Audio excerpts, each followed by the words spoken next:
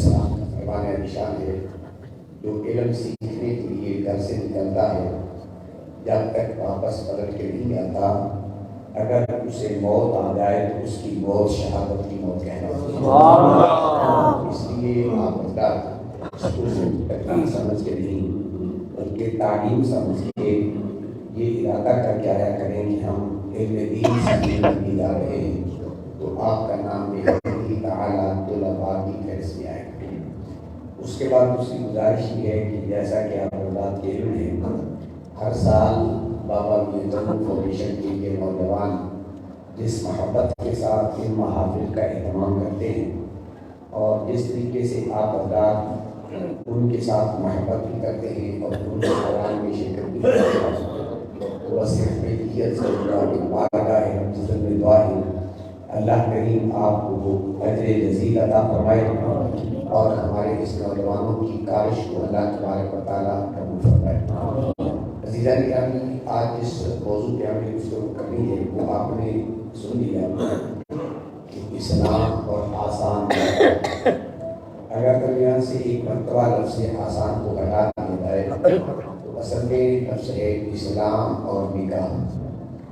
اسلام نے نکاح کے معاملے میں جو تعلیمات ہمیں فراہم کی ہیں اس کے بارے میں قرآن مقدس کے اندر بہت سارے مقامات پر ان کی تفصیلات موجود ہیں، احادیث مبارکہ کے اندر بھی ان کی تفصیلات موجود ہیں۔ پھر اس کے بعد فقہائے نظام نے بھی اس پر بڑی تفصیل کے ساتھ گفتگو فرمائی ہے۔ یہ جو آسان یا مشکل ہے ان کو ہم نے اپنی طرف سے شامل کیا ہے کہ اس آسان چیز کو اللہ نے انسان کے لیے بھیجا تھا، ہم نے اس کو مشکل بنا دیا، وہ ہمارے مشکل بنانے کی وجہ سے ہوا ہے، وگرنہ اسلام کے اندر یہ مشکل نہیں تھا۔ اب اس کی طرف آنے سے پہلے میں تھوڑے سے نکاح کے مقاصد آپ کے سامنے رکھوں گا، کیونکہ اصل پہلے نکاح کے مقصد کو جب سمجھیں گے تو پھر اس کے بعد اگلے مراحل کی آسانی سے سمجھ آئے گا۔ قرآن مقدس نے متعدد مقامات پر نکاح کا ذکر کیا۔ جب سورہ نساء کا آغاز ہوتا ہے تو اللہ تبارک و تعالیٰ ارشاد فرماتا ہے یا ایھا الناس اتقوا ربکم الذی خلقکم من نفس واحدہ۔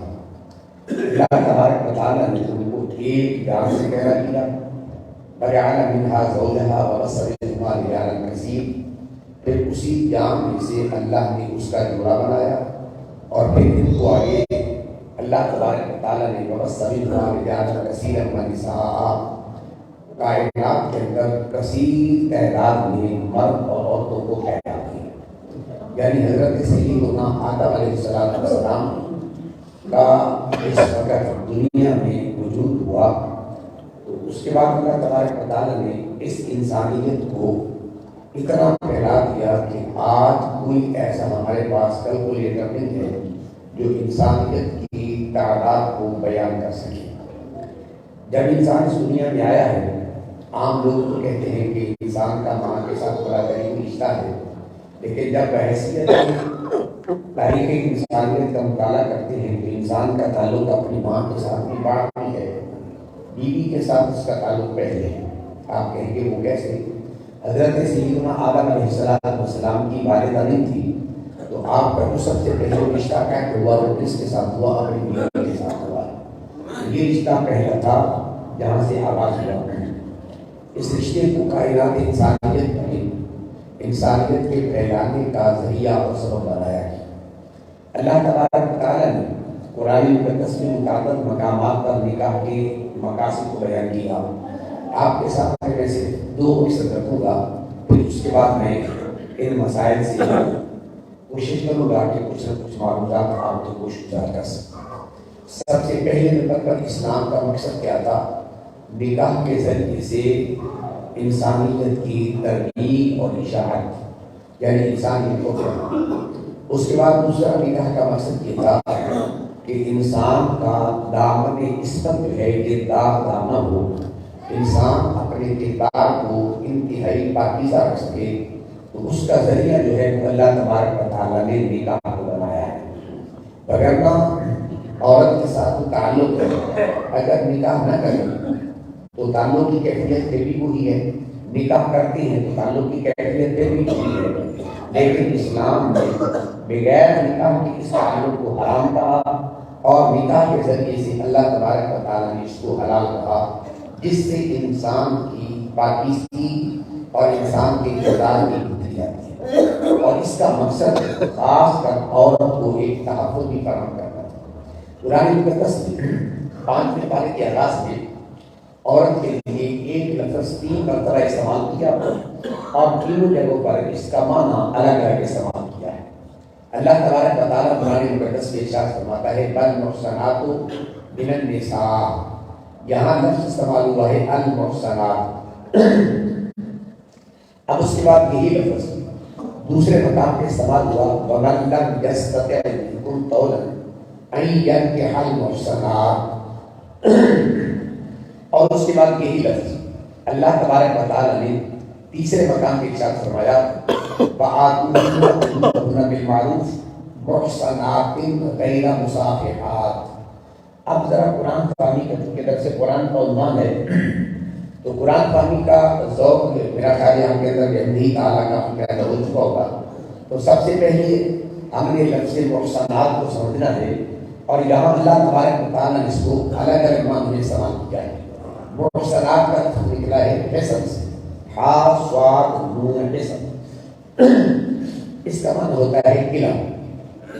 قلعے کا مطلب کیا ہوتا ہے؟ آپ نے دیکھا ہوگا کہ پہلے زمانے میں بادشاہ قلعے بناتے تھے، اگر کوئی دشمن ان پہ حملہ کرنا چاہتا، اگر وہ جواب دینے کی طاقت رکھتے اس کا مقابلہ کرتے، اگر وہ کمزور ہوتے تو وہ قلعوں کے اندر بند ہو جاتے تھے اور تالا لگا دیتے تھے، تو وہ گویا کہ اس قلعے کے اندر اپنے آپ کو محفوظ سمجھتے تھے۔ تو اگر قلعے کے اندر نہیں ہے، باہر ہے، تو وہ اپنے آپ کو غیر محفوظ تصور کرتے تھے کہ دشمن کسی وقت بھی ان پر حملہ آور ہو سکتا ہے اور ان کی تباہی کا سبب بن سکتا ہے۔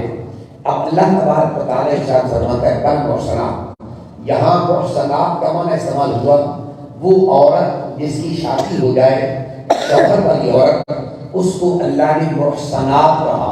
کیا مطلب ہے؟ جس طرح وہ قوم قلعے کے اندر آ جائے دشمن کے حملے سے محفوظ ہوتی ہے، اسی طریقے سے عورت جب مرد کے نکاح میں آ جاتی ہے تو پھر یہ شیطان کے حملے سے محفوظ ہو جاتی ہے۔ اس لیے یہاں اللہ تبارک و تعالیٰ نے المحصنات لفظ استعمال کیا جس کا معنی ہے شوہر والی شادی شدہ عورت، اس لیے کہ اب شیطان اس پہ حملہ نہیں کرے گا۔ اللہ تبارک و تعالیٰ نے شوہر کو اس کے لیے محافظ بنا دیا، یہ مضبوط اور محفوظ قلعے کے اندر آ گئی، یہ گناہوں سے بھی بچ جائے گی اور اغیار کی نظر بد سے بھی محفوظ ہو جائے گی۔ اسی لفظ کو اللہ تبارک و تعالیٰ نے جب دوسرے مقام کے استعمال کیا فرمایا وَمَن لَّمْ يَسْتَطِعْ مِنكُمْ طَوْلًا أَن يَنكِحَ الْمُحْصَنَاتِ، اگر کوئی شخص المحصنات کے ساتھ نکاح کرنے کی طاقت نہیں رکھتا تو پھر وہ لونڈی کے ساتھ نکاح کر لے۔ تو یہاں عورتوں کو اللہ نے 2 قسموں میں تقسیم کر دیا، ایک آزاد عورت ہوتی ہے، ایک لونڈی ہوتی ہے۔ اللہ تبارک و تعالیٰ نے یہاں المحصنات کو کس کے معنی میں استعمال کیا؟ آزاد کے معنی میں استعمال کیا۔ اب مطلب یہ ہوتا ہے آزاد اس بندے کو کہتے ہیں جو کسی کا ماتحت نہیں ہوتا، کسی کا ملازم نہیں ہوتا، کسی کا نوکر نہیں ہوتا، اپنی مرضی سے کوئی کام کرنا چاہے تو کرتا ہے۔ اب رب کائنات فرماتا ہے اس عورت کو بھی میں نے آزاد پیدا کیا ہے، کوئی بھی اس پر پابندی نہیں لگا سکتا، کوئی مجبور کرے کہ تو یہاں ہی نکاح کر سکتی ہے کہیں اور نہیں کر سکتی، قرآن کے مزاج کے خلاف ہے۔ اللہ نے عورت کو بھی مرد کی طرح آزاد ہی پیدا کیا ہے، اس لیے یہاں یہ آزاد کے معنی استعمال کی ہے۔ اب اس کے بعد تیسرے نمبر پہ پھر یہی لفظ استعمال ہوا فآتوهن أجورهن بالمعروف محصنات غیر مصافحات۔ اب یہاں محصنات ہے، یہ کس معنی میں استعمال ہوا ہے؟ یہاں پاک دامنی اور عفت کے معنی میں استعمال ہوا۔ اللہ تبارک و تعالیٰ ارشاد فرماتا ہے ان لوڑیوں کو تم ان کا اجر مہر بھی ادا کرو اچھے طریقے کے ساتھ۔ محصنات یعنی اس نکاح کا مقصد کیا ہوگا؟ محصنات پاک دامنی غیر مصافحات خواہشات کی تکمیل نہ ہو، پانی بہانا مقصود نہ ہو، بلکہ انسان کے کردار کو پاکیزہ بنانا ہو۔ اب اللہ تبارک و تعالیٰ نے ایک ہی رکوع میں تسلسل کے ساتھ ایک لفظ کو 3 بار استعمال کیا۔ ایک جگہ پر اس کا ترجمہ ہوا شوہر والی عورت، اور دوسری جگہ پر ہوا آزاد، اور تیسرے نمبر پہ استعمال ہے پاک دامن۔ اب اس کا مطلب یہ نکلا کہ اسلام نے نکاح کا جو تصور دیا ہے اس کے اندر 3 پہلوؤں کو سامنے رکھا۔ پہلے نمبر پہ کہا کہ نکاح کا جو مقصد ہے، عورت جو ہے یا مرد ہوتا ہے، گناہوں کی طرف جانے کا امکان ہوتا ہے، غلط راستے پہ چلنے کا امکان ہوتا ہے، اسلام کے نکاح کا مقصد یہ ہوگا یہ اس مرد اور عورت کو گناہوں سے بچا کر انتہائی انسان کو اعلیٰ تقویٰ کے درجے پر فائز کر دیتا ہے۔ اب اسی لیے قرآن مقدس نے ایک اور مقام پر اس رشتے کو لباس کے ساتھ تعبیر کیا گیا ہے، فرمایا تمہاری عورتیں تمہارے لیے لباس ہیں۔ تو مطلب